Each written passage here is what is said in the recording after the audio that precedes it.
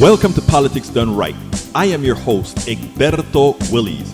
This is a progressive program that will take the mystery out of politics.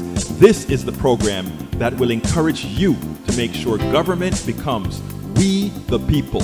Whether you are liberal, progressive, conservative, or otherwise, you get to air your point of view.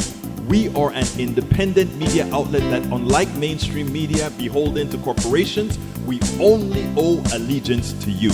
Remember, you can also send me a tweet at EGBERTOWILLIES. That is at Egberto Willies. Let us engage. It is Politics Done Right.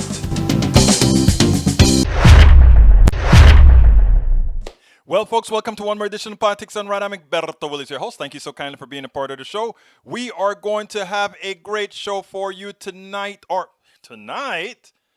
are going to have a great show for you today, my friends. We are going to have a great show for you today.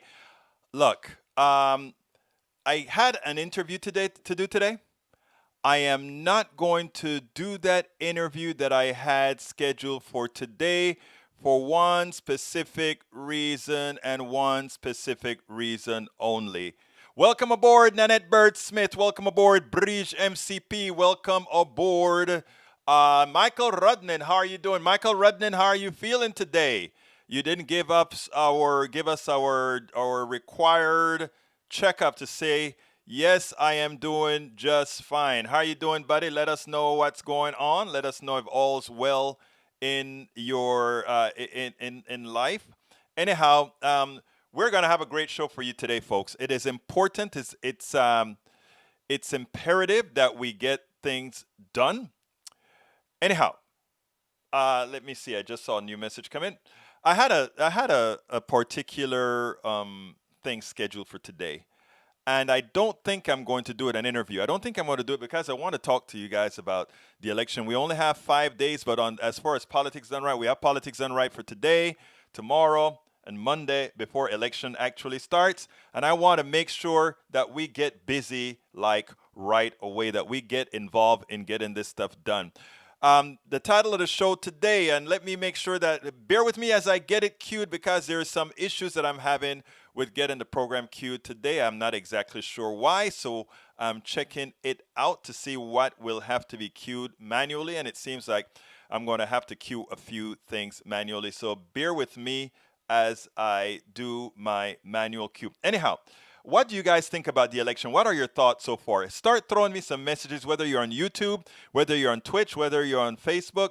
Let me hear what you think about this election going forward. I have some very important thoughts that I'm really thinking right now, but you know how that goes. You know what happens sometimes.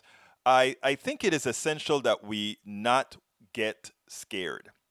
A lot of folks right now are running very, very scared. I want to tell you guys, there's no reason to run scared. I think the election, if we perform as we should, is cooked. And when I say cooked, I mean there's nothing anybody. Hi, Mark Smith from London, Tank 28, welcome aboard. Jacoby G, welcome aboard as well. When I say cook, I'm not talking from a presumptuous point of view. I'm talking about there is hardly anything anybody can tell anyone that they don't already know about this particular election. I don't think there's anything anybody else needs to know any longer about this election. I think it's all known. What is happening now is the turnout. We have got to make sure that everybody that you know is going to go to the polls. So for progressives, here's my message to you. Many progressives are, I think, worrying more so than necessary. As opposed to worrying, go to work. And what do I mean by go to work? Make those phone calls personally. You don't necessarily have to call up a party or an organization to do it. If everybody who listens to my voice, and by the end of this show, and when it goes through podcasts and videos elsewhere, there would have been over 10,000 people that see this message. So my thing to you is, please go out there, each one of you that are listening here, and if you feel a simple thought of fear, make a few calls. Anybody that you get to vote would be somebody that would not have otherwise voted. And there are millions, because the largest voting bloc here, the largest voting bloc in America are the people who don't vote. And most of the people who don't vote is because they don't believe the system works for them. So my info to you right now, my urgent to you right now is to get up and pick that phone up, make a call to somebody, or if you have a mask on and you want to just go around, if you know your neighborhood and you know people that haven't voted, tell them to go out there and vote. That's the magical thing for us to do right now. Okay? Secondly, I think it's Nanette just put inside of her message here that there's a whole lot of voter suppression. Let me tell you how amazing this voter suppression is. Pennsylvania keeps going over and over the same type of suppression. Oh, we want to make sure that only the ballots that are in on by election day are there. So if the state mailed somebody a ballot and it got there to them on Tuesday, or rather on Friday, and they fill it out and they mail it, and somehow that ballot gets in the day after, they don't want that counted. In other words, they don't want that. So the Supreme Court already knocked it down. Well, it's a 4-4 decision, which means the woman who's going to get to Barrett, who's going to get to the court, if they revisit it, they may go ahead and give that an opportunity again. We have to make it quite clear that that is going to be unacceptable. We need to have a blowout to make that unacceptable, because when we have a blowout, if that goes to the Supreme Court, and Barrett is that vote that allows them to not count those votes, then that is further justification why the court system must change. Remember that. We are going to have a lot of justifications. We're going to win this election. How big we win this election will depend on the landslide of people coming in and the amount and the success of voter suppression. It's going to be one moving it forward and one moving it backward. We have to make sure that the landslide is much more potent than the suppression. President Obama always said things like that. Yes, voter suppression can take care 1 or 2 or 3%. But if we go out there by the larger percentage that it's there, not even voter suppression will work. So that's where we want to be. Now here in Texas, we made voting in Harris County very easy because we have young people in Harris County running the voting. They're running the county progressively. So we have drive-through voting. People can walk in and vote. People today, I think it's today and tomorrow, people will be able to vote 24 hours a day. That is what we believe. Open the vote to everybody. Let it really be freedom, a democracy. Let it really work. That's what we're doing in Harris County, Texas. And Harris County is a bellwether county for the entire country. And what we have seen is an explosion of participation, so much so that all the Republicans throughout the state are so scared that because of the gerrymandering that they've done, they are now going, that gerrymandering that they did is actually going to be used against them, because gerrymandering is done based on who votes, right? That's how they cut the map up. These are the people who normally vote. Well, when these counties that they try to get a piece of to dilute the progressive vote, when those progressives in those counties and those districts start to vote, what do you think happened? It busts up the gerrymander. It busts up the gerrymander. And that is what's about to occur in Texas. So what are the Republicans doing now? The Texas Supreme Court, a conservative Texas Supreme Court, told the Republican Party, oh no, it is legal for you to have curbside voting. In other words, people can drive up in your car. This is coronavirus time. People don't want to get sick. You can drive up in your car and you can vote. And that's what we're doing in Texas. You can drive up and vote. And guess what's happening?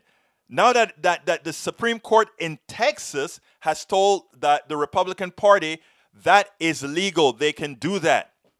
They are now taking it to the Supreme Court. I wonder why Amy Coney Barrett ring a bell? They believe that Amy, and what are they taking to the Supreme Court? They want to take to the Supreme Court that all those votes that were placed by people driving in cars and going up to a stationary thing to vote, they want all those votes thrown out.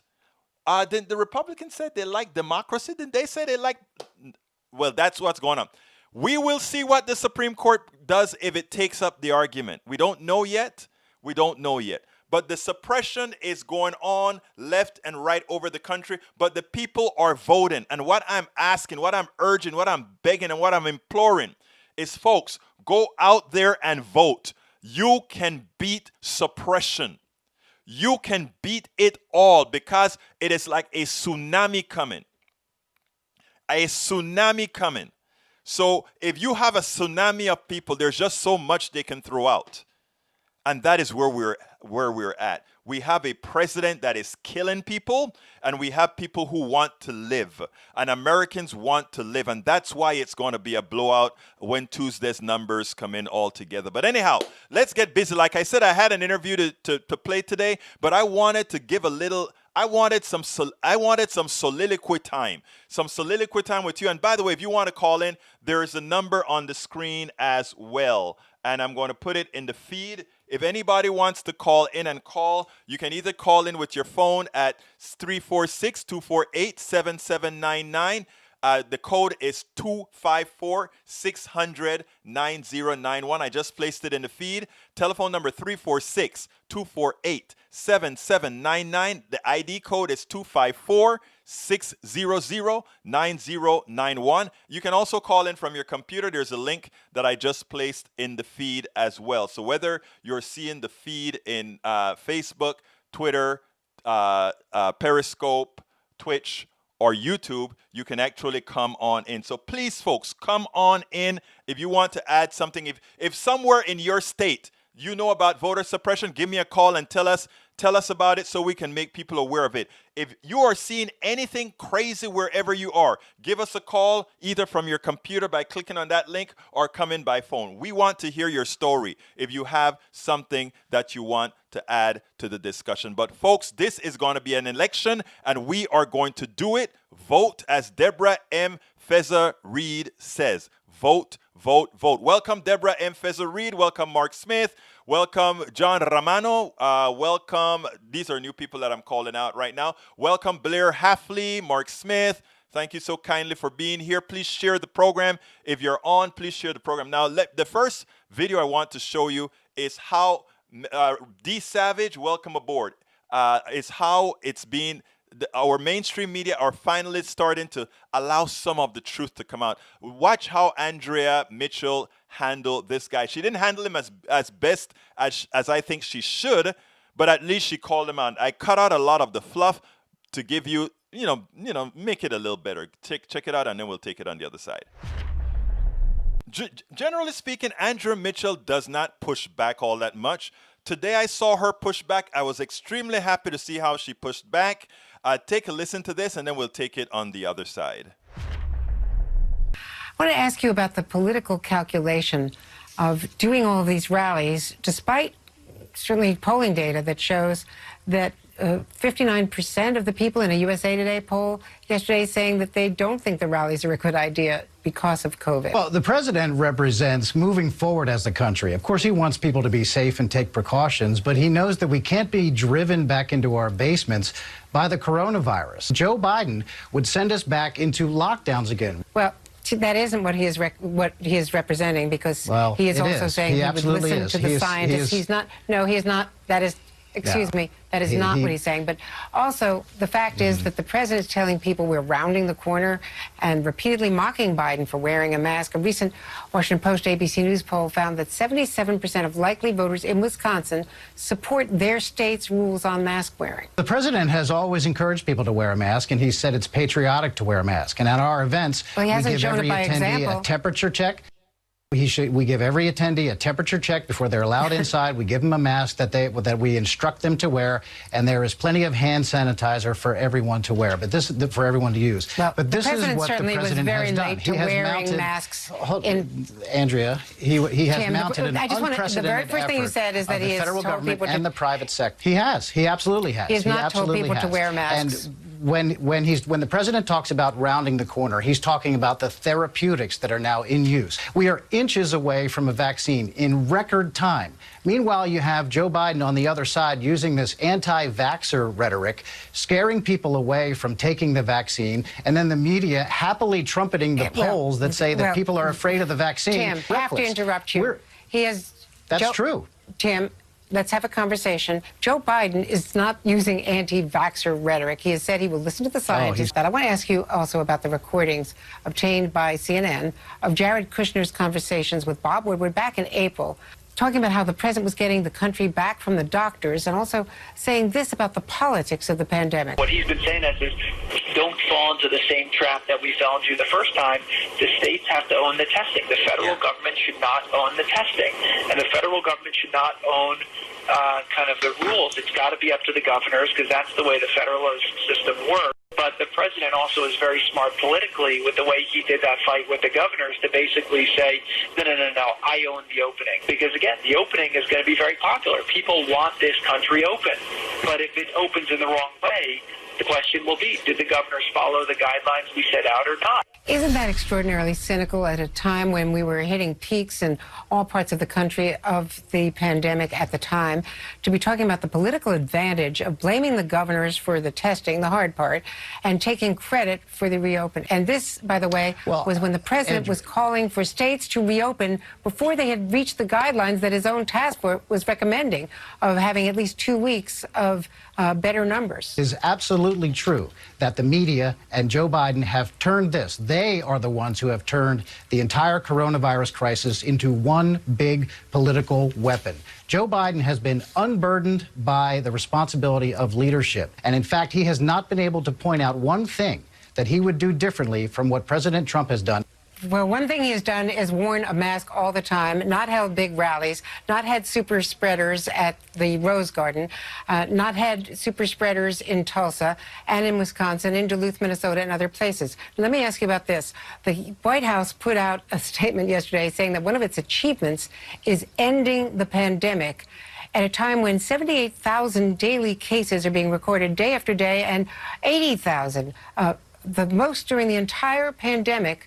Just today. The pandemic is getting worse. Well, I think the White House has already explained that, as I suspect you know. They've said that that was poorly worded. We are very close to a life-saving vaccine in record time.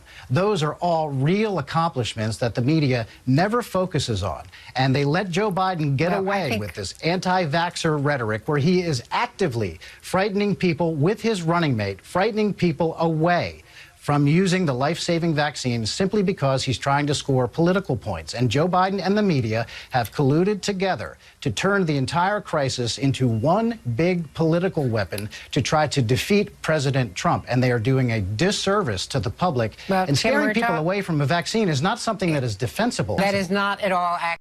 But we can have a further conversation another time. But that is not at all accurate. That is not at all accurate. I wish, however, that she had just said that is an outright lie. So, I love the way that they laid out the case. They gave him too much time to talk. I cut out a whole lot of the crap that he had to say. But they made it they showed you where Donald Trump actually was using the pandemic to try to get some sort of a popular appeal. In other words, go ahead and let the governors take the downside. I'll take the upside of the positive affirmations. We're going to open up and all of that. And if people die as we open up, well, the governors didn't follow the rules, and that's why people are dying. But we've got to open up. She also never let him get away with Donald Trump love masks, and see he's going to do all these great things by having the people who come to his pandemic to his rallies wear masks. She made it clear that he was spreading the pandemic. His rallies were super spreaders. I'm starting to really feel that the media is trying like hell, between the lines, not as they should, but to really hold these people kind of to the fire. Yes, they're trying to hold these people to the fire. That's what we need. Okay, folks, again, anybody wants to call in, give us a call, 346-248-7799. The ID code is 254-600-9091. I just placed that into the feed. If anybody wants to call in and tell us a story about what's going on in your area. Oh, it didn't go into the YouTube channel. So let me put it manually into the YouTube channel, which I just did. You can give us a call at, again, that number is 346-248-7799. The ID code to tap in is 254-600-9091. But anyhow, folks, so for the people who are coming in and leaving, I just want to constantly have this message out there. Do not panic. Just go out there and vote. Simply go out there and vote. That is what we need everybody to do. Don't worry about voter suppression right now.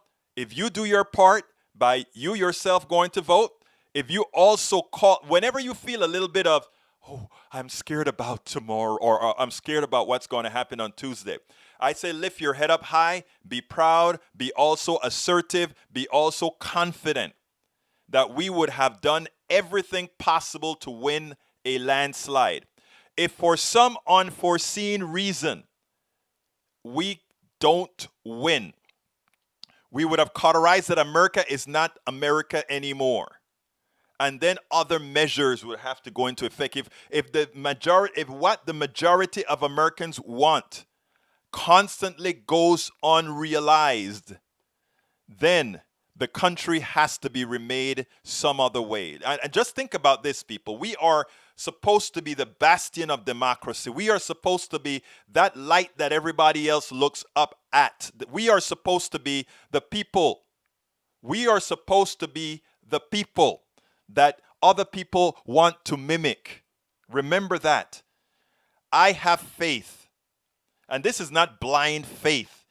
This is after speaking to people. This is after reading the polls. This is after not only reading the polls, but reading the crosstabs in polls as far as what people want, what people say they're going to do. We ought to all feel positive. And we cannot allow the fear emanating from those on the right who wants you to have that bravado that they put out there. You notice what did Trump just do? He canceled a rally in North Carolina. They claim it's the wind, it's the weather. Think about this, people. Donald Trump doesn't cancel rallies for rain. He doesn't care about the people standing up in the rain. He doesn't care about the people standing up in the cold. You know why he canceled that rally in North Carolina? They couldn't get enough people to show up. It's changing, people, and it's changing. Let's make sure and keep the pressure on. In as much as we're going to win, we want to win big. We want to mitigate voter suppression. Okay, Stephanie Rule. Today, the big news is the economy is doing great. 33% increase. For those who don't know math, that may impress them. For those of us, all of you that are listening to me, who know math, we know the truth. But given that we have a much larger audience, let's go ahead and make sure that people understand the reality. And for that, let's bring on Stephanie Rule.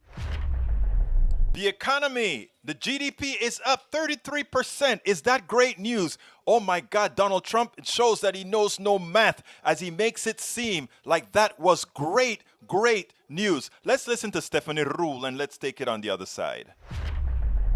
This morning, we learned that the economy grew more than 33% in the last quarter. That is a record high.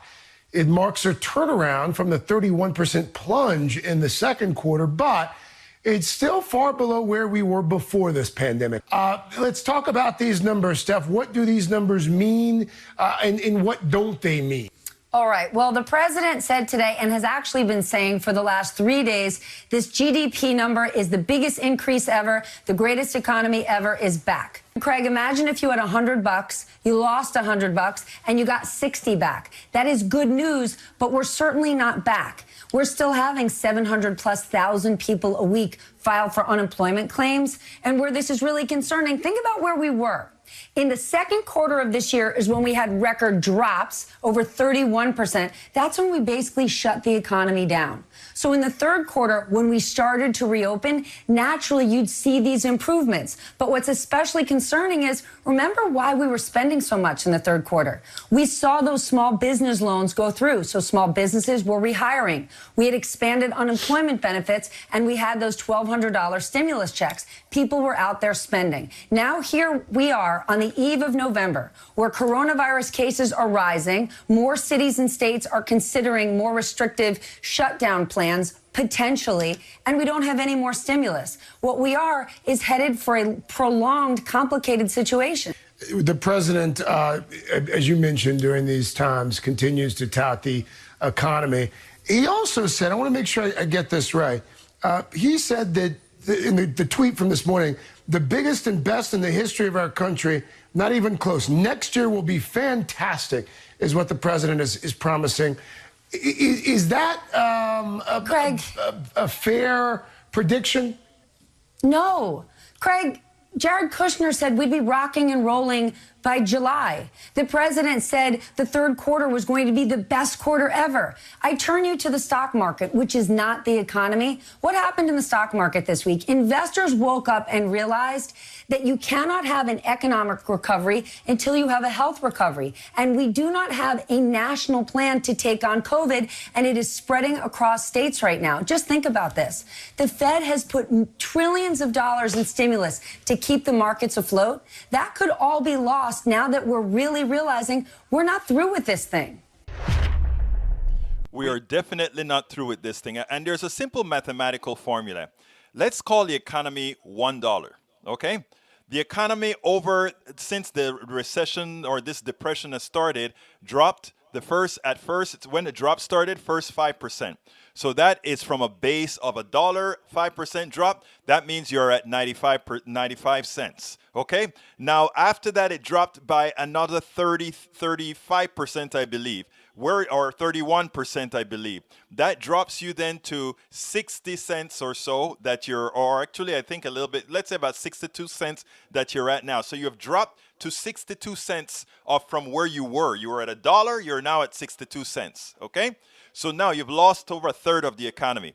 So now you get this big bang, 33%. What is 33% of 60 something percent again? Oh, let me see. Oh my God, we're talking about 20% or so in reality gained back. So that means that, okay, so instead of being at 63 cents, we are now with that monumental gain that we've never seen before because it's from a smaller base. We're now up to 70 something cents. Wow, and that's a recovery. That is a president blowing smoke up you know what.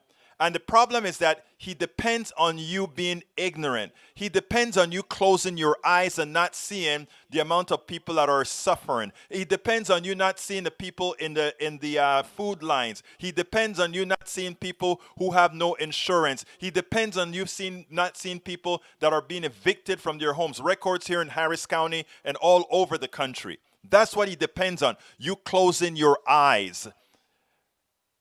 Now, we're going to see in a later video where Kudlow actually thinks no stimulus is necessary. Well, Stephanie Rule, she got it right. Yeah, these guys are nuts. The other thing that they cannot see is the following, and this is very, very, very important. The reason we have 33% growth in the economy was the trillions of dollars that were thrown into the economy with the stimulus to people who threw it out and spent it right away. It's basic economic theory, economics 101. But the reason is this: they don't care. They really don't care what happens to the people. They talk about V recovery. It's a K recovery. And it's a K recovery with a very small top line K and a big down line K. Line at the bottom of the K.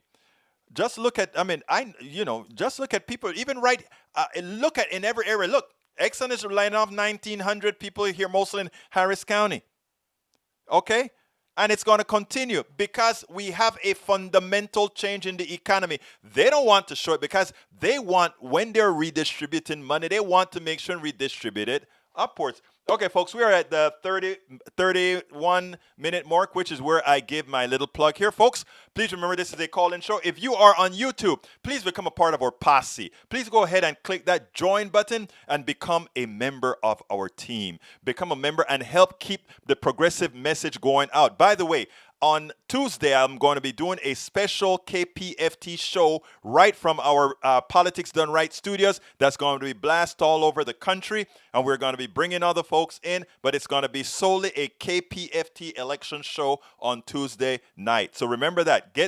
Be tuned in for our KPFT 90.1 FM show done right here in our studios.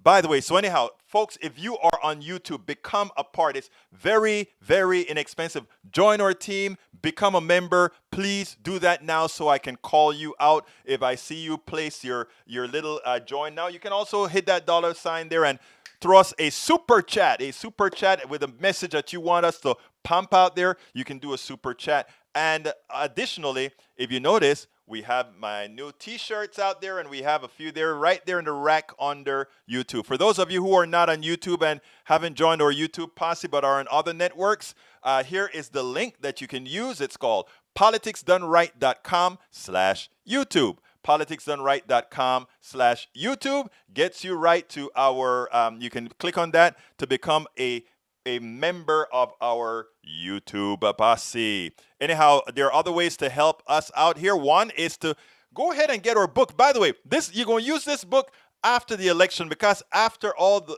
our brothers and sisters on the right need we have to find a way to talk to them, right? So here is the book. The title of the book is It's Worth It: How to Talk to Your Right-Wing Relatives, Friends, and Neighbors. Check it out. Click on the link right there. Again, the link didn't show up in YouTube, so let me put the link in YouTube as well. Para ver. ¿Dónde está mi mouse? ¿Dónde está mi mouse? There we go. For the book. So go ahead and go ahead and check the book out. You can also support the show via our Patreon account. Patreon. That is Patreon. That is politicsdoneright.com/Patreon. That is politicsdoneright.com/Patreon. I just put that link in. That is Patreon. That's how you spell the Patreon. That's how you spell the Patreon. And by the way, you can also go to our PayPal, which is politicsdoneright.com/PayPal. politicsdoneright.com/PayPal. And one last thing, and then we get right back into the show. And that is, where is my link? We have all kind of new t-shirts and stuff out now, so you can go to politicsdoneright.com/store. And I see good old Daniel Ledo is still knocking me for trying to actually fund Politics Done Right, which is what we do here. But that's okay. I am pretty sure you never say that when you watch all those commercials on Fox News, etc., right? I'm sure you don't do that. But that's all right. We have something to offer our peeps. Anyhow, folks, let's continue with the program. But once again, if you're on YouTube, please click that join button. Be part of the team. All right. The last video I want to show you is with Chuck Todd. And this one is with Chuck Todd and Larry Kudlow. I want you to listen to Larry Kudlow. I cut out a whole lot of the crap that Larry Kudlow's talk. You know, he likes to play as if he's a real economist. He's not. And that's okay. You don't have to be an economist to know economics. I mean, I took Economics 101 in college, and I wrote a book that talked a whole lot about that as well. So anyhow, it is okay. But if you're going to talk to people, you want to at least tell them the truth. Let's go ahead and listen to Chuck Todd and Kudlow. I think it was quite interesting. Let me go ahead and do that now, and there we go. Chuck Todd interviewed Kudlow, and it was a frustrating interview because I think Chuck Todd gave him too much leeway to talk. So all I did is I ripped that out and stayed with the meat. I want you to listen to this, and then we'll take it on the other side.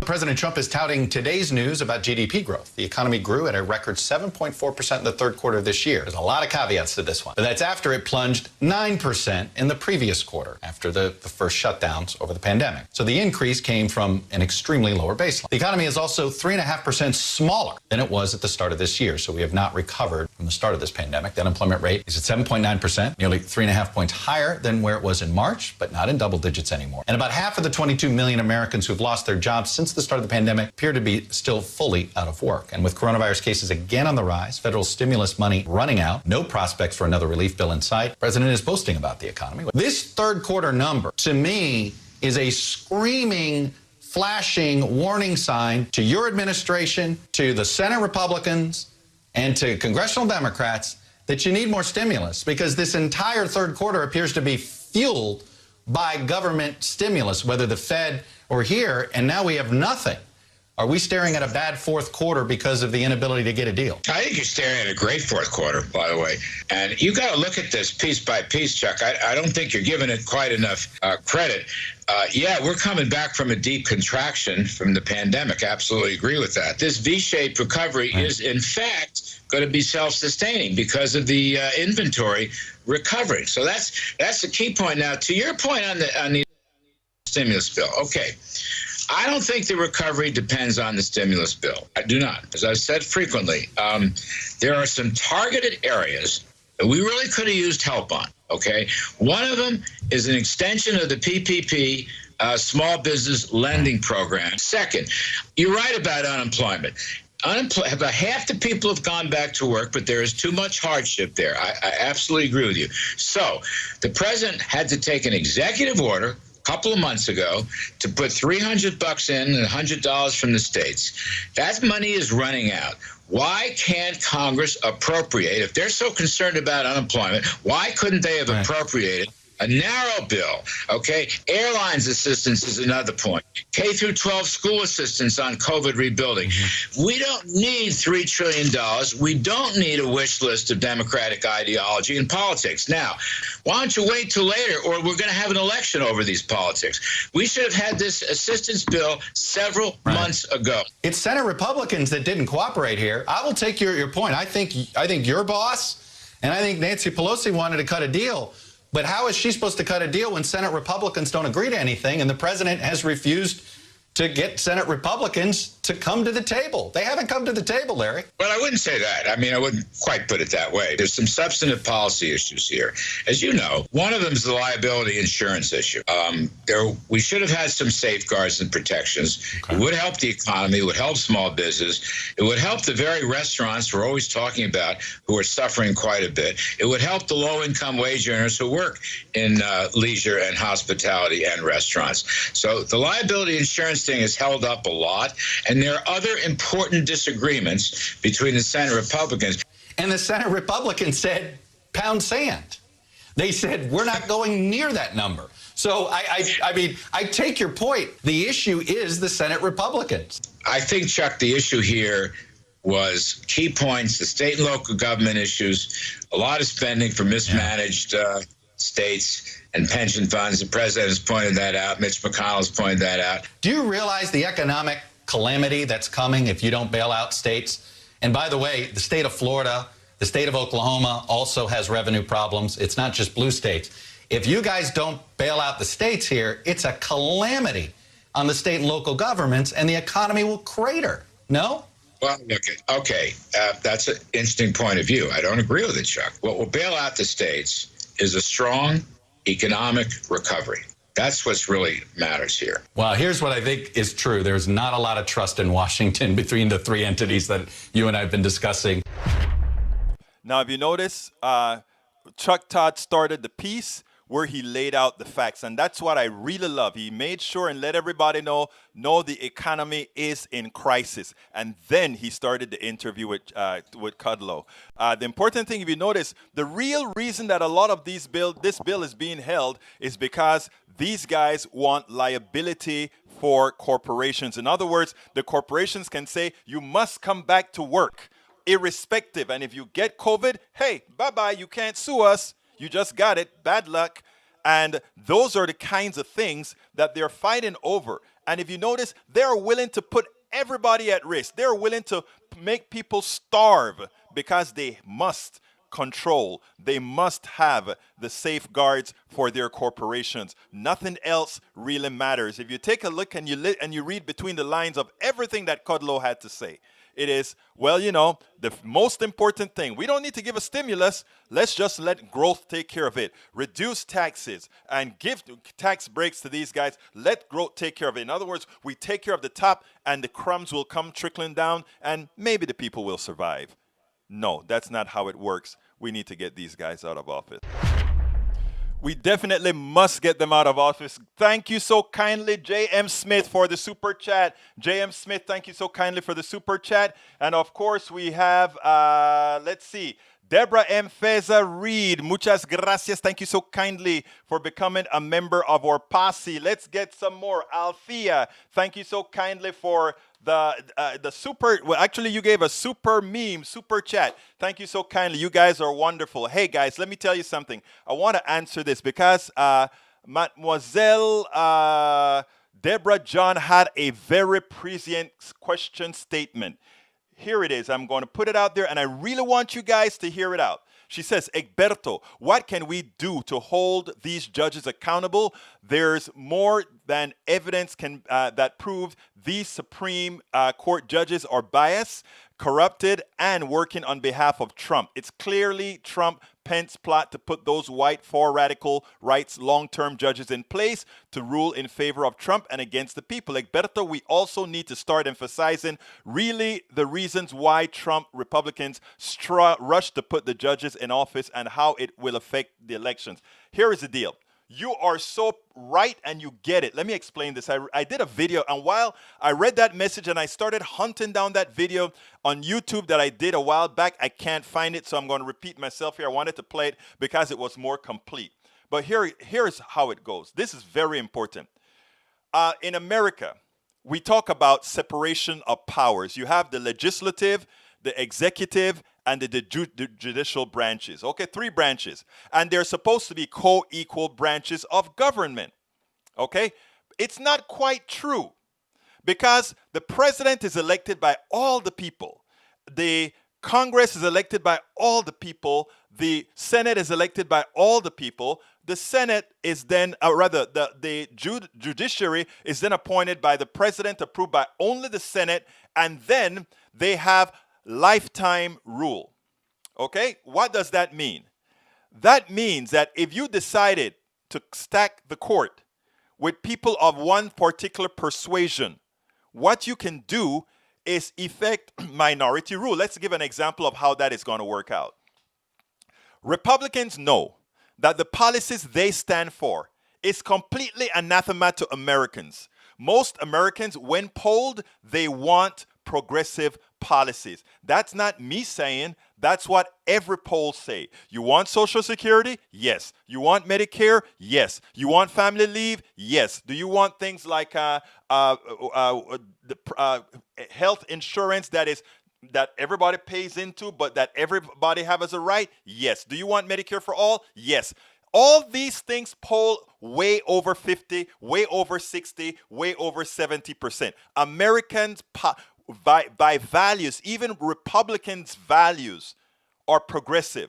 They don't say it because what have been successful in this country is indoctrination. In other words, we partition people in different segments, right? And I explained a lot of that in my book, It's Worth It. You partition people up. You get them worried about abortion, you tie it to religion, and somehow, because the Democratic Party says, women, you have the right to choose, women. You are in control of your body, women, not some man like me or Michael Rudnin or Norman Reynolds. We as guys better keep the hell out of that. That's your body. We cannot control that. We are not saying anything else. We are saying that is between you, your body, and your God. Nothing more. That is a true, to put it bluntly, that is pretty damn libertarian, right? But what they've done is they've tied things like abortion to ideology to party. So now, because the Democratic Party gives you choice, they are able to get people to vote against their own interests by only thinking about that issue, as opposed to saying, you know what, government shouldn't be there anyway. Let the woman handle that with her church and otherwise. Okay? So there we go. Here's the deal. Here's the deal. They know that as Americans get smarter, as Americans are more informed, as you inform more Americans, Deborah, as you inform more Americans, Michael Rudnin, Reynolds, and all of John Carter, as more Americans become aware, you know what happened?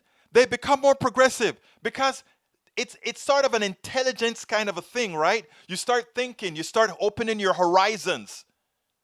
So you start thinking and you start to see exactly what's happening in America right now. And that is all the polls are moving towards the people that support progressive values. So they can't have that. Because it's not only about ideology, it's also about money. It's also about the corporatocracy, because other questions start to be asked. I'm going around in circle. I'm going a big way around to get to the answer. But I ask you to stay with me here, because this is important that we understand the full picture. And I also explain a whole lot about that in the different stories I tell in the book, right? But this is so important. It's about money. It's about who controls America. And I'm not talking about color and race and all of that. Those are side issues. I know watching cops gun down mostly black people or people of color, that's a real thing. But all of that that is all the side issue of everything. It's about power. It's about power, who controls the country and who can get all the spoils from the country. And how does that work? We have an economic system known as capitalism, right? They give you the impression that capitalism has something to do with democracy. Capitalism has zero to do with democracy. China is the biggest capitalist society, second to the United States of America. And there's nothing democratic about China. What capitalism is, it's just the new form of control, right? So what am I saying? All of you go to work, right? You go to work as an engineer, a doctor, a lawyer, you sweep floors, you're a secretary, you're a teacher, you're whatever. I can't use teachers because teachers are paid for in general by the state if it's not a private school. So let's keep teachers out. I love teachers. They should be paid a hell of a lot more than they're paid right now. But you have all these people that go to work. And when they go to work, they perform a task. They either use their intellect to create products, to create vaccines, to do all these different things. That's what they do. You make a car, you create a rake, all these things you create. But somebody at the top of that corporation's capitalism, person who sold stocks and split up that company into stocks, that company is sold into stocks, and other people with means buy that up. And they are paid based on the labor that you provided at a discount. So anytime you hear about the stock market going up, every time you hear about dividends being paid, for the small number of people who own a lot of stock, that is your work going directly into their pockets. That's capitalism. People who own stocks, people who own all these things and make a huge profit off of your labor. That is what they're not paying you. There's another thing called productivity, right? Over the years, we have produced on a per person basis so much more as a country, as individuals within a country.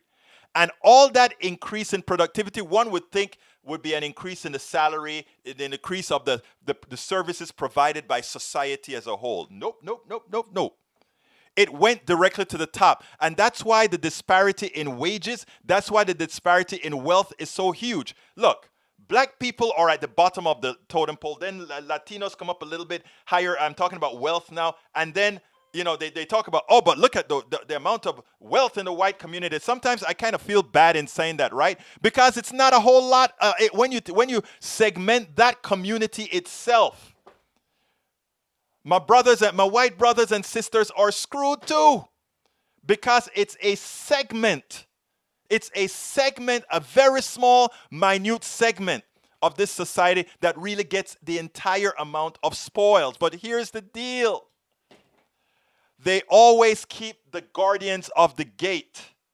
The guardians of the gate are the people they keep sufficiently funded, the people they keep being, you know, in the slave days, right? They had those slaves that were the upper echelon slaves with the whip also. And they were the ones out there in the sun making sure that the other lower grade slaves are doing the work. But they're slaves nonetheless. That is what I call antiseptic slavery. Capitalism, antiseptic slavery. Capitalism, antiseptic slavery. Many of us, and I'm talking, and by the way, all of us to some part are complicit in this, right? I was complicit in this. When I ran my company, and I remember I think I told this story in the book. I don't remember if I did or not, right?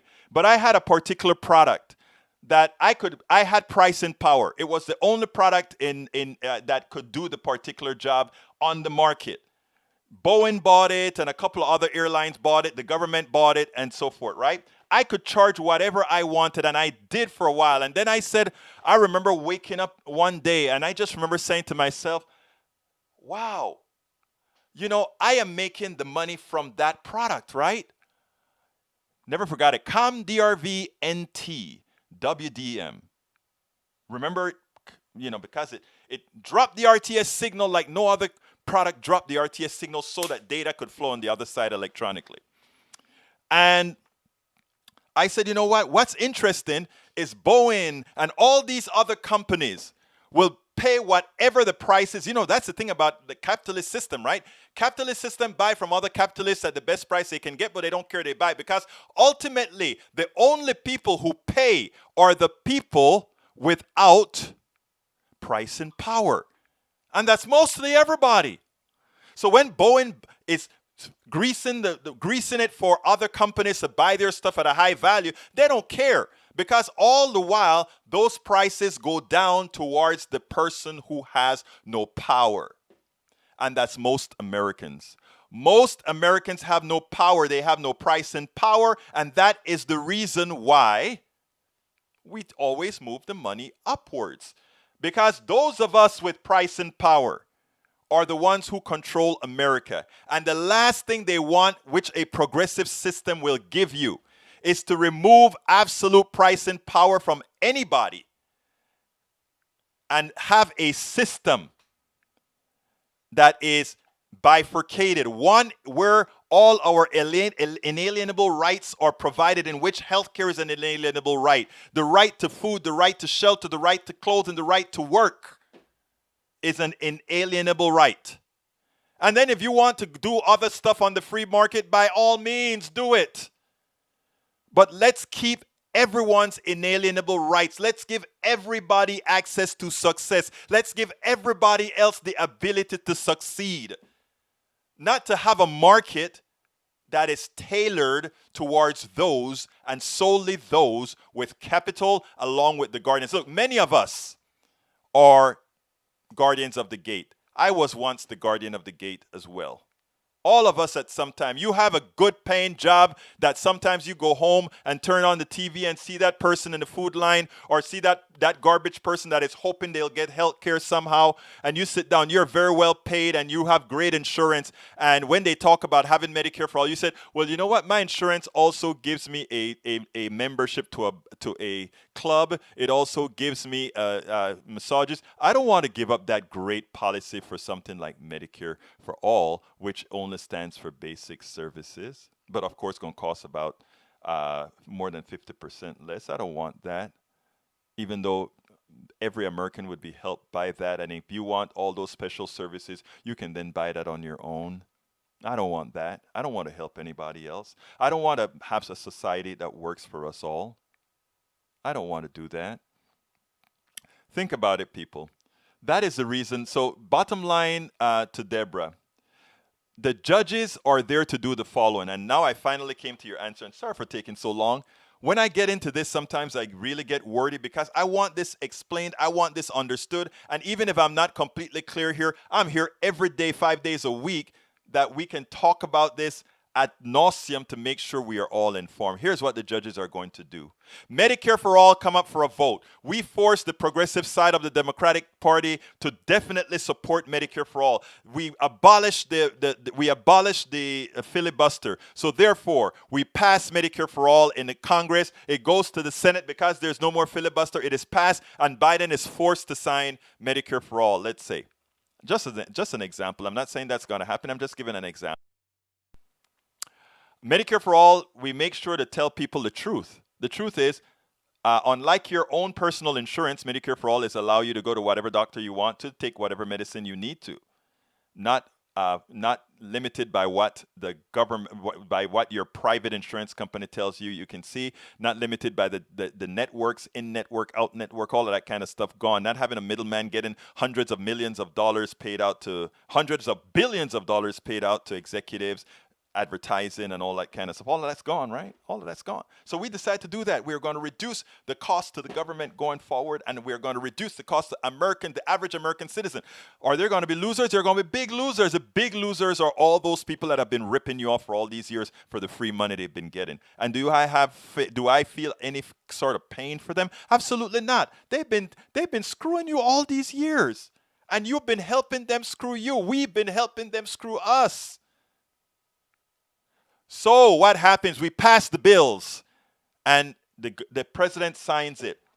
And then an insurance company goes to the federal, goes and it says, I have been damaged. I have standing because of that law that just was passed. I have standing, and I am going to sue the federal government, and I have standing, and they'll take it to the Supreme Court. And a 6-3 Supreme Court, who is a ward of the plutocracy, who is a ward of these guys, are going to look at the bill and they're going to say, we vote on some particular constitutional term, and I can't figure out which one that's going to be. It's above my pay grade.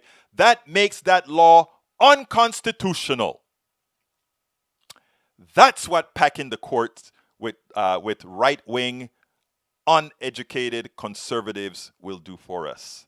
And that is the reason why when Democrats take control of all three branches of government, which is upcoming, it must act fast, and it must give people tangible results immediately. We cannot have another year of fighting to see whether Republicans are going to do the right thing. Republican politicians will never do the right thing because it's not about the Republican politician. It's about the masters of the Republican politician. Once we get that in our heads, we would have learned, realized, and understand exactly what is actually happening. So brothers and sisters, I think what has happened is that we probably have lost connection with YouTube, the YouTube messaging. So I'm having to put messages in two places. Folks, that is the end of the show. Thank you for that question, Deborah. That was a very, I think it was Deborah John that asked that question. That was a very important question, Deborah. And if I wasn't completely clear, come back tomorrow and say, look, you gotta expand on that, because your wish is my command. Folks, please go ahead and consider again, get in the book. A lot of what I just talk about, I have several essays in the book that I just put in the list there. I have a lot of essays in the book that covers a lot of this in detail. It explains capitalism in the way we practice it, and it explains other things that we could also do to mitigate it. Likewise, if you are on YouTube, please click that join button and become a member. Like we had some great new members today. I want to thank Deborah M. Reed. I want to thank J.M. Smith as well, and I want to thank Althea. Althea, thank you so kindly as well for your super chat. Look, you guys are wonderful. You guys are simply wonderful. We will work together. I'll find the video, Breach MCP. I'll find the video. Daniel Ledo left with a final thing. Derek Verda just called Scottish justices uneducated. Yeah, he did. And you bet your life I did, and I stand by it. Yeah, he did. I guarantee you, Egberto, every one of that is 100 times better educated than you. Not nearly as indoctrinated, though. Okay, that's debatable. Maybe they are, maybe they're not. Who knows? But my thing about it is this. All I want is a society that all of us ourselves really want. That's all we can really ask for. Thank you so kindly, everybody. And again, if there are questions that you have, always remember that my email, all of that is available to you. Just go to our site and talk about it. We are here to solve these problems. My name is Egberto Willies. This is Politics Done Right. And you know how I end this baby. I am what? Out!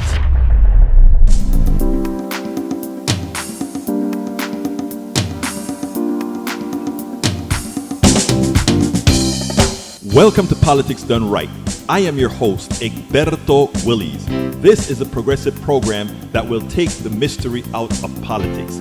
This is the program that will encourage you to make sure government becomes we the people. Whether you are liberal, progressive, conservative, or otherwise, you get to air your point of view. We are an independent media outlet that, unlike mainstream media beholden to corporations, we only owe allegiance to you. Remember, you can also send me a tweet at EGBERTOWILLIES. That is at Egberto Willies. Let us engage. It is Politics Done Right.